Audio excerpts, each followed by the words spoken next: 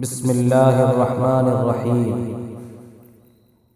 پاکستان کے شہر کراچی میں واقع جامعہ احسن العلوم کے محتمم اور ممتاز عالم دین حضرت مولانا مفتی زرولی خاں کا بروز سوموار بتاریخ 7 دسمبر سن 2000 عیسوی اور بروز منگل بتاریخ 8 دسمبر سن 2020 عیسوی کے درمیانی شب بوقت 8 بجے ایک اسپتال میں دوران علاج انتقال ہو گیا۔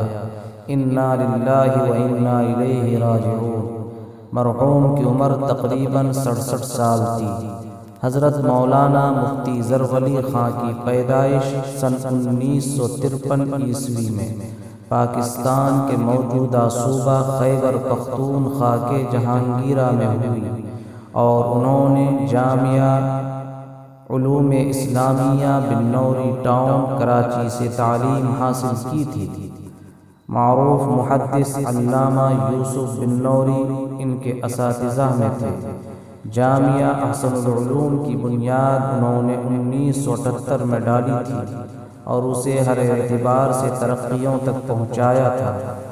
مفتی زرولی خاں ایک پختہ کار مدرس و منتظم ہونے کے ساتھ ایک بہترین خطیب بھی تھے اور اپنے خیالات کی اظہار کا ان کا ایک منفرد سٹائل اور اسلوب تھا۔ حضرت مفتی زرولی خان اپنی علمی عظمت اور کمال کے اعتبار سے اس زمانے کی چند نابغہ روزگار ہستیوں میں سے ایک تھے۔ ان کے علم میں وسعت بھی تھی اور گہرائی بھی۔ ان کا سب سے بڑا امتیاز علمی اعتبار سے جامعیت و ہماگیریت تھی۔ وہ بیک وقت ایک فقیہ، محدث اور مفسر تھے۔ قرآنیات اور اصول تفسیر پر گہری نظر رکھتے تھے۔ اہل السنہ والجماعہ کے معتدل اور کتاب و سنت سے ہم آہنگ افکار و نظریات کے بلند پایہ ترجمان اور وکیل تھے۔ متقدمین اور اسلاف امت کے علوم سے ان کو گہری اور والہانہ عاشقانہ وابستگی تھی۔ حضرت مفتی صاحب نے اپنی زندگی کا ایک بڑا حصہ قرآن و حدیث کی اشاعت میں صرف کیا۔ آپ کے سامنے ہزاروں بلکہ لاکھوں طلباء نے شرف تلمذ حاصل کیا۔ 40 سال سے زائد آپ نے صحیح بخاری و سنن ترمذی کا درس دیا۔ آپ کے انداز تدریس پر محدثانہ رنگ غالب تھا۔ اصول حدیث پر گہری نظر، اسماء رجال جیسے مشکل فن میں آپ بے نظیر تھے۔